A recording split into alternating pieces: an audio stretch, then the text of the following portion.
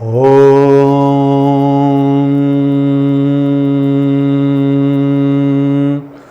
श्री गुरुवे नमः।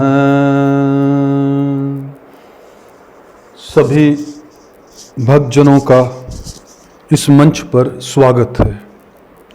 आइए सुनते हैं शिव पुराण की इस कथा में भगवान शिव शक्ति क्या मैसेज हमें देना चाहते हैं। बंधन और मोक्ष का विवेचन, शिव पूजा का उपदेश, लिंग आदि में शिव पूजन का विधान, भस्म के स्वरूप का निरूपण और महत्व, शिव एवं गुरु शब्द की व्युत्पत्ति तथा शिव के भस्म धारण का रहस्य। ऋषि बोले, सर्वज्ञों में श्रेष्ठ सूत जी, बंधन और मोक्ष का स्वरूप क्या है, यह हमें बताइए। सूत जी ने कहा, महर्षियों, मैं बंधन और मोक्ष का स्वरूप तथा मोक्ष के उपाय का वर्णन करूंगा। तुम लोग आदर पूर्वक सुनो। जो प्रकृति आदि 8 बंधनों से बंधा हुआ है वह जीव बद्ध कहलाता है, और जो उन 8 बंधनों से छूटा हुआ है उसे मुक्त कहते हैं। प्रकृति आदि को वश में कर लेना मोक्ष कहलाता है। बंधन अंगुतक और मोक्ष स्वतः सिद्ध है। बुद्ध जीव जब बंधन से मुक्त हो जाता है, बद्ध जीव जब बंधन से मुक्त हो जाता है तब उसे मुक्त जीव कहते हैं। प्रकृति, बुद्धि, महत्व, त्रिगुणात्मक अहंकार और 5 तन मात्राएं, इन्हें ज्ञानी पुरुष प्रज्ञाता दृष्टक मानते हैं। प्रकृति आदि 8 तत्वों के समूह से देह की उत्पत्ति हुई। देह से कर्म उत्पन्न होता है और फिर कर्म से नूतन देह की उत्पत्ति होती है। इस प्रकार बारंबार जन्म और कर्म होते रहते हैं। शरीर को स्थूल, सूक्ष्म और कारण के भेद से 3 प्रकार का जानना चाहिए। स्थूल शरीर जागृत अवस्था में, व्यापार करने वाला सूक्ष्म शरीर जागृत और स्वप्न अवस्थाओं में, इंद्रिय भोग प्रदान करने वाला और कारण शरीर सुषुप्ता अवस्था में, आत्मानंद की अनुभूति कराने वाला कहा गया है। जीव को उसके प्रार का कर्मानुसार सुख दुख प्राप्त होते हैं। वह अपने पुण्य कर्मों के फलस्वरूप सुख और पाप कर्मों के फलस्वरूप दुख का उपभोग करता है। अतः कर्म पाश से बंधा हुआ जीव अपने त्रिविध शरीर से होने वाले शुभाशुभ कर्मों द्वारा सदा चक्र की भांति बारंबार घुमाया जाता है। इस चक्रवर्त ब्रह्मण की निर्वृत्ति के लिए चक्रकर्ता का सत्वन एवं आराधन करना चाहिए। प्रकृति आदि जो 8 पाश बताए गए हैं उनका समुदाय ही महाचक्र है, और जो प्रकृति से पर है वह परमात्मा शिव है। जो प्रकृति से पार है वह परमात्मा शिव है। भगवान महेश्वर ही प्रकृति आदि महाचक्र के कर्ता हैं, क्योंकि वे प्रकृति से परे हैं। जैसे बकायन नामक वृक्ष का थाला जल को पीता और उगलता है, उसी प्रकार शिव प्रकृति आदि को अपने वश में करके उस पर शासन करते हैं। उन्होंने सबको वश में कर लिया है, इसलिए वे शिव कहे गए हैं। शिव ही सर्वज्ञ, परिपूर्ण और निष्प्रिय है। सर्वज्ञता, तृप्ति, अनादि बोध, स्वतंत्रता, नित्य अलुप्त, शक्ति से संयुक्त होना और अपने भीतर अनंत शक्तियों को धारण करना, महेश्वर के इन 6 प्रकार के मानसिक ऐश्वर्यों को केवल वेद जानता है। अतः भगवान शिव के अनुग्रह से ही प्रकृति आदि 8 तत्व वश में होते हैं। भगवान शिव की कृपा प्रसाद प्राप्त करने के लिए उन्हीं का पूजन करना चाहिए। यदि कहें शिव तो परिपूर्ण है, निष्प्रिय है, उनकी पूजा कैसे हो सकती है? तो इसका उत्तर यह है कि भगवान शिव के उद्देश्य से उनकी प्रसन्नता के लिए किया हुआ सत्कर्म उनके कृपा प्रसाद को प्राप्त कराने वाला है। शिवलिंग से, शिव की प्रतिमा में तथा शिव भक्तजनों में शिव की भावना करके उनकी प्रसन्नता के लिए पूजा करनी चाहिए। वह पूजन शरीर से, मन से, वाणी से और धन से भी किया जा सकता है। उस पूजा से महेश्वर शिव जो प्रकृति से परे हैं,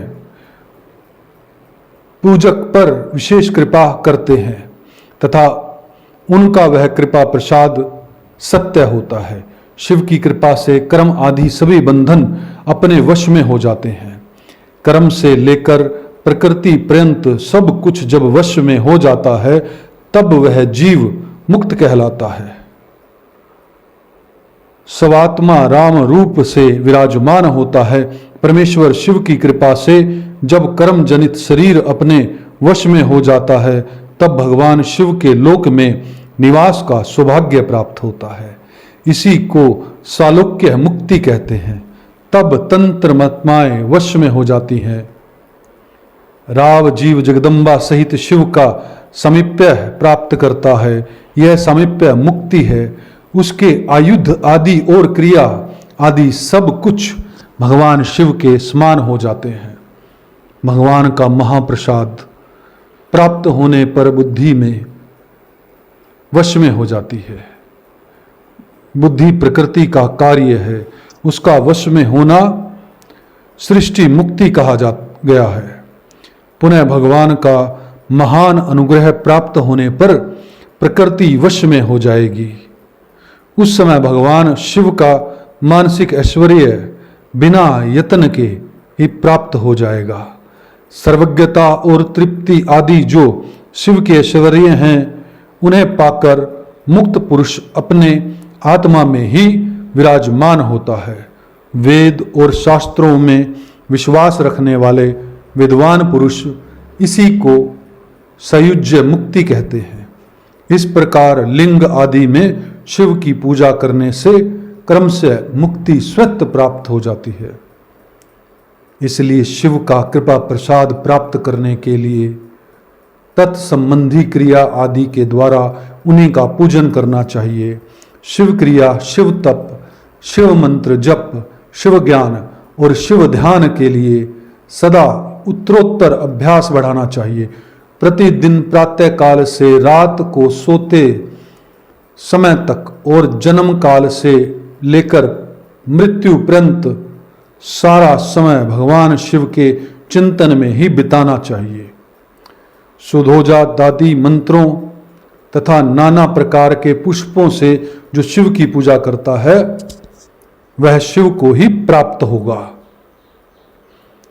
ऋषि बोले, उत्तम व्रत का पालन करने वाले सूत जी लिंग आदि में शिव जी की पूजा का क्या विधान है, यह हमें बताइए। सूत जी ने कहा, द्विजो, मैं लिंगों के क्रम का यथावत वर्णन कर रहा हूं, तुम सब लोग सुनो। वह प्रणव ही समस्त अभिष्ट वस्तुओं को देने वाला प्रथम लिंग है। उसे सूक्ष्म प्रणव रूप समझो। सूक्ष्म लिंग निष्कल होता है तथा स्थूल लिंग सकल। पंचाक्षर मंत्रों को ही स्थूल लिंग कहते हैं। उन दोनों प्रकार के लिंगों का पूजन तप कहलाता है। वे दोनों ही लिंग साक्षात मोक्ष देने वाले हैं। पौरुष लिंग और प्रकृति लिंग के रूप में बहुत से लिंग हैं। उन्हें भगवान शिव की ही विस्तार पूर्वक बता सकते हैं, दूसरा कोई नहीं जानता। पृथ्वी के विकारभूत जो जो लिंग ज्ञात है, उनको मैं तुम्हें बता रहा हूं। उनमें स्वयंभू लिंग प्रथम है, दूसरा बिंदु लिंग, तीसरा प्रतिष्ठित लिंग, चौथा चरलिंग और पांचवां गुरुलिंग है। देव ऋषियों की तपस्या से संतुष्ट हो उनके समीप प्रकट होने के लिए पृथ्वी के अंतर्गत बीज रूप से व्याप्त हुए भगवान शिव वृक्षों के अंकुर की भांति भूमि को भेद कर नाद लिंग के रूप में व्यक्त हो जाते हैं। वे स्वतः व्यक्त हुए शिव ही स्वयं प्रकट होने के कारण स्वयंभू नाम धारण करते हैं। ज्ञानी जन उन्हें स्वयंभू लिंग के रूप में जानते हैं। उस स्वयंभू लिंग की पूजा से उपासना का ज्ञान स्वयं ही बढ़ने लगता है।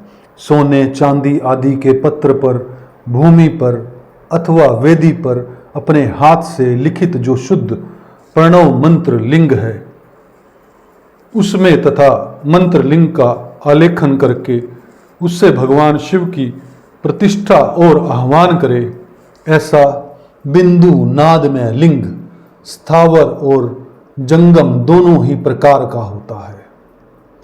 इसी से शिव का दर्शन भाव नाम्य ही है, ऐसा निस्संदेह कहा गया है। जिसको जहां भगवान शंकर के प्रकट होने का विश्वास हो, उसके लिए वहीं प्रकट होकर वे अभिष्ट फल प्रदान करते हैं।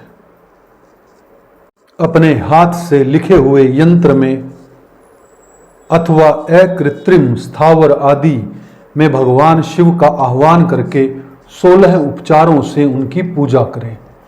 ऐसा करने से साधक स्वयं ही ऐश्वर्य को प्राप्त कर लेता है और इस साधन के अभ्यास से उसको ज्ञान भी होता है।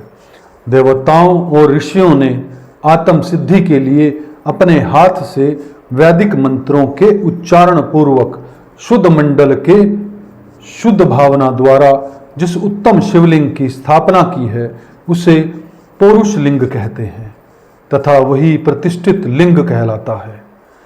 उस लिंग की पूजा करने से सदा पौरुष ऐश्वर्य की प्राप्ति होती है। महान ब्राह्मण, महाधनी राजा किसी कारीगर से शिवलिंग का निर्माण कराकर जो मंत्र पूर्वक उसकी स्थापना करते हैं, उनके द्वारा स्थापित हुआ वह लिंग भी प्रतिष्ठित लिंग कहलाता है, किंतु यह प्राकृत लिंग है, इसलिए प्राकृत ऐश्वर्य भोग को ही देने वाला होता है। जो शक्तिशाली और नित्य होता है उसे पौरुष कहते हैं, और जो दुर्बल और अनित्य होता है वह प्राकृत कहलाता है। लिंग, नाभि, जीवा, नासा, प्रभाग और शिखा के क्रम से कदी, हृदय और मस्तक तीनों स्थानों में जो लिंग की भावना की गई है, उस आध्यात्मिक लिंग को ही चरलिंग कहते हैं। पर्वत को पौरुष लिंग बताया गया है और भूतल को विद्वान पुरुष प्रकृत लिंग मानते हैं। वृक्ष आदि को पौरुष लिंग जानना चाहिए और गुल्म आदि को प्राकृत लिंग, साठी नामक धान्य को प्राकृत लिंग समझना चाहिए और शाली, अगहनी एवं गेहूं को पौरुष लिंग, अणिमा आदि 8 सिद्धियों को देने वाला जो ऐश्वर्य है उसे पौरुष ऐश्वर्य कहते हैं। सुंदर स्त्री तथा धन आदि विषयों की आस्तिक पुरुष प्राकृत ऐश्वर्य कहते हैं। चरलिंगों में सबसे प्रथम रसलिंग का वर्णन किया जाता है। रसलिंग ब्राह्मणों को उनकी सारी अभिष्ट वस्तुओं को देने वाला है। शुभ कारक बाणलिंग क्षत्रियों को महान राज्यों की प्राप्ति कराने वाला है। स्वर्णलिंग वैश्यों को महाधनपति का पद प्रदान करने वाला है और सुंदर शिवलिंग शूद्रों को महाशुद्धि देने वाला है। सफाटिक में लिंग और तथा बाणलिंग सब लोगों को उनकी समस्त कामनाएं प्रदान करते हैं। अपना न हो तो दूसरे का सफाटिक और या बाणलिंग भी पूजा के लिए निषिद्ध नहीं है। स्त्रियों विशिष्टतः सद्भाव के लिए पार्थिव लिंग की पूजा का विधान है। प्रवृत्ति मार्ग में स्थित विधवाओं के लिए सफाटिक लिंग की पूजा बताई गई है, परंतु विरक्त विधवाओं के लिए रसलिंग की पूजा को ही श्रेष्ठ कहा गया है। उत्तम व्रत का पालन करने वाले महर्षियों बचपन में, जवानी में और बुढ़ापे में भी शुद्ध सफाटिक्य शिवलिंग का पूजन स्त्रियों को समस्त भोग प्रदान करने वाला है। ग्रहासक्त स्त्रियों के लिए पीठ पूजा भूतल पर संपूर्ण अभिष्ट को देने वाली है। प्रवृत्ति मार्ग में चलने वाला पुरुष सुपात्र गुरु के सहयोग ही समस्त पूजा कर्म संपन्न करें। इष्ट देव का अभिषेक करने के पश्चात अगहनी के चावल से बने हुए खीर आदि पकात्रों द्वारा नैवेद्य अर्पण करें, पकवानों द्वारा नैवेद्य अर्पण करें। पूजा के अंत में शिवलिंग को संपुट में पधार कर घर के भीतर पृथक रख दें। जो निर्वती मार्गी पुरुष है उनके लिए हाथ पर ही शिवलिंग का पूजा का विधान है। उन्हें भिक्षा दि से प्राप्त हुए अपने भोजन को ही नैवेद्य रूप में निवेदित करना चाहिए। निर्वृत्त पुरुषों के लिए सूक्ष्म लिंग ही श्रेष्ठ बताया जाता है। वे विभूति के द्वारा पूजन करें और विभूति को ही नैवेद्य रूप से निवेदित भी करें। पूजा करके उस लिंग को सदा अपने मस्तक पर धारण करें।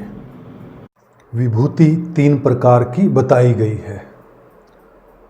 लोका प्रजनित, वेद प्रजनित और शिव प्रजनित। लोकाग्रित जनित या लौकिक भस्म को द्रव्यों की शुद्धि के लिए लाकर रखें। मिट्टी, लकड़ी और लोहे के पात्रों की, धान्यों की, तिल आदि द्रव्यों की, वस्त्र आदि की तथा प्रयुषित वस्तुओं की भस्म से शुद्ध होती है। कुत्ते आदि से दूषित हुए पात्रों का भी भस्म से ही शुद्धि मानी गई है। वस्तु विशेष की शुद्धि के लिए यथा योग्य सजल अथवा निर्जल भस्म का उपयोग करना चाहिए। वेदाग्रि जनित जो भस्म है उसको उन वैदिक कर्मों के अंत में धारण करना चाहिए।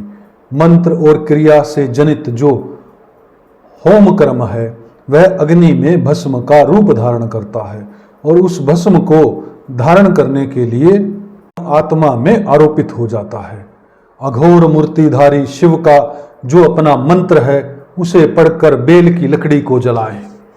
उस मंत्र से अभिमंत्रित अग्नि को शिवाग्नि कहा गया है। उसके द्वारा जले हुए काष्ठ का जो भस्म है वह शिवाग्नि जनित। कपिला गाय के गोबर अथवा गाय मूत्र के गोबर को तथा शमी, पीपल, पलाश, बड़, अमलतास और खैर इनकी लकड़ियों की शिवाग्नि से जलाएं। वह शुद्ध भस्म शिव भाजनित माना गया है। अथवा कुश की अग्नि में शिव मंत्र के उच्चारण पूर्वक काष्ठ को जलाएं। फिर उस भस्म को कपड़े से अच्छी तरह छानकर नए घड़े में भरकर रख दें। उसे समय समय पर अपनी कांति या शोभा की वृद्धि के लिए धारण करें। ऐसा करने वाला पुरुष सम्मानित एवं पूजित होता है।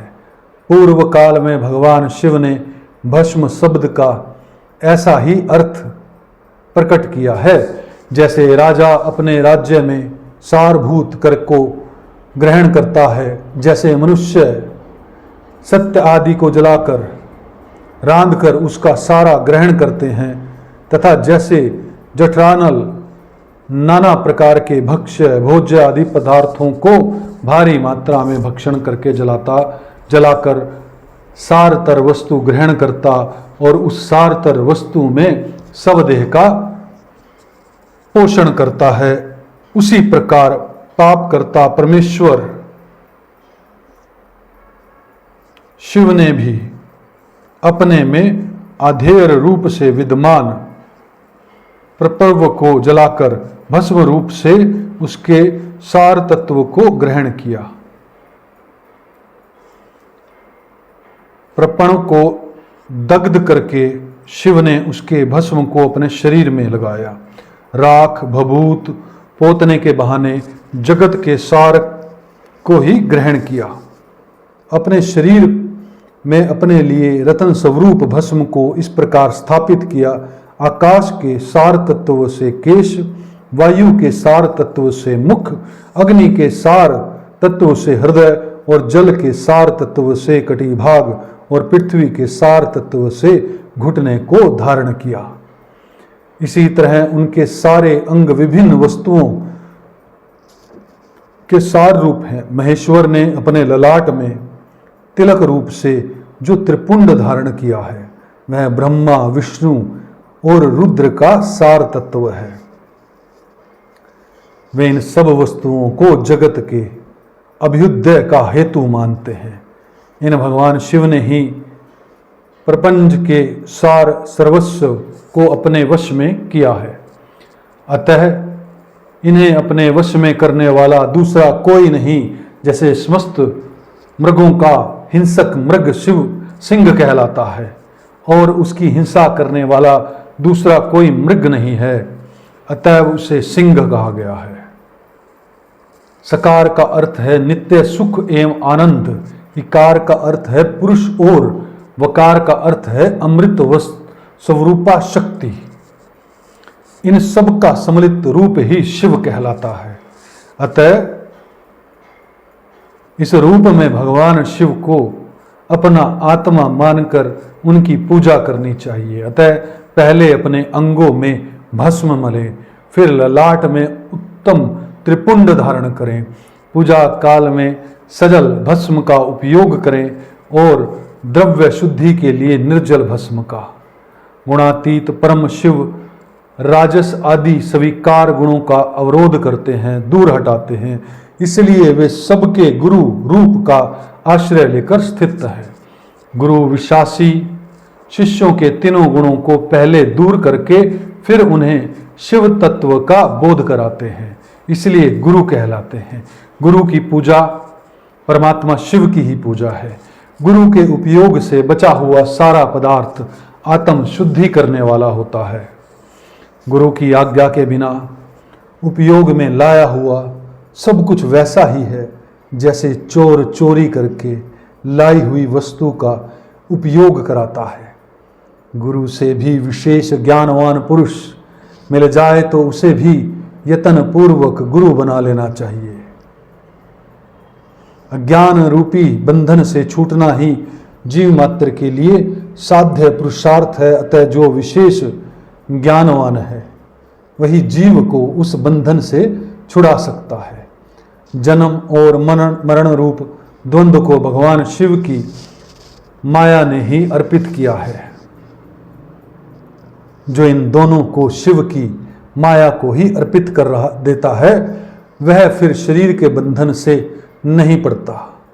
जब तक शरीर रहता है तब तक जो क्रिया के ही अधीन है वह जीव बुद्ध कहलाता है। सूक्ष्म, स्थूल और कारण तीनों शरीर को वश में कर लेने पर जीवन का मोक्ष हो जाता है, जीव का मोक्ष हो जाता है, ऐसा ज्ञानी पुरुषों का कथन है। माया चक्र के निर्माता भगवान शिव की परम कारण है। वे अपनी माया के दिए हुए द्वंद्व का स्वयं ही परिमार्जन करते हैं। अतः शिव के द्वारा कल्पित हुआ द्वंद्व उन्हीं को समर्पित कर देना चाहिए। जो शिव की पूजा में तत्पर हो वह मौन रहे, सत्य आदि गुणों से संयुक्त हो तथा क्रिया, जप, तप, ज्ञान और ध्यान में से एक एक का अनुष्ठान करता रहे। ऐश्वर्य, दिव्य शरीर की प्राप्ति ज्ञान और ध्यान में से एक एक का अनुष्ठान करता है। ऐश्वर्य, दिव्य शरीर की प्राप्ति, ज्ञान का उदय, अज्ञान का निवारण और भगवान शिव के सामीपात्य का लाभ है। ये क्रमशः क्रिया आदि के फल है। निष्काम कर्म करने से अज्ञान का निवारण हो जाने के कारण शिव भक्त पुरुष उसके यथोक्त फल को पाता है। शिव भक्त पुरुष द्वेष, काल, शरीर और धन के अनुसार वृथा योग्य आदि क्रिया आदि का अनुष्ठान करे। न्यायोपार्जित उत्तम धन से निर्वाह करते हुए विद्वान पुरुष शिव के स्थान में निवास करे। जीव हिंसा आदि से रहित और अत्यंत केश शून्य जीवन बिताते हुए पंचाक्षर मंत्र के जप से अभिमंत्रित अन्न और जल को सुख स्वरूप माना गया है। और कहते हैं कि दरिद्र पुरुष के लिए भिक्षा से प्राप्त हुआ अन्न ज्ञान देने वाला होता है। शिव भक्त को भिक्षार्थ प्राप्त हो तो वह शिव भक्ति को बढ़ाता है। शिव योगी पुरुष भिक्षार्थ को शंभु सत्र कहते हैं। जिस किसी भी उपाय से जहां कहीं भी भूतल पर शुद्ध अन्न का भोजन करते हुए सदा मौन भाव से रहें और अपने साधन का रहस्य किसी पर प्रकट न करें। भक्तों के समक्ष ही शिव के महामात्य को प्रकाशित रखें। जानते हैं दूसरा नहीं, शिव मंत्र के रहस्य को भगवान शिव ही जानते हैं और कोई दूसरा नहीं।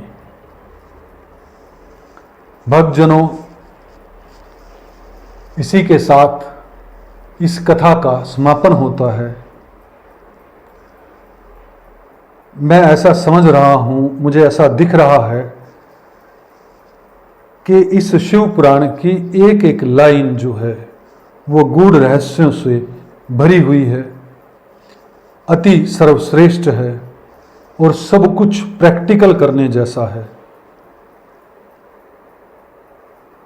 अगर यह वीडियो आपको शेयर करनी जैसे लगे तो इसे शेयर कीजिएगा, लाइक कीजिएगा और हमारे मंच को सब्सक्राइब कीजिएगा। इसे ध्यानपूर्वक सुनिएगा और प्रैक्टिकल करने की कोशिश कीजिएगा। भगवान शिव की महाकृपा आपके जीवन में बनी रहे। ओम तत्सत, ओम तत्सत, ओम तत्सत।